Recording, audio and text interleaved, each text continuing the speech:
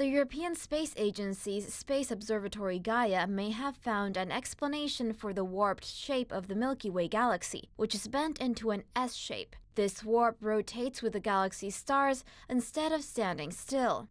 A study published in Nature Astronomy says that an ongoing collision with another galaxy, most likely the dwarf satellite galaxy Sagittarius, has disrupted the dish shape of our galaxy.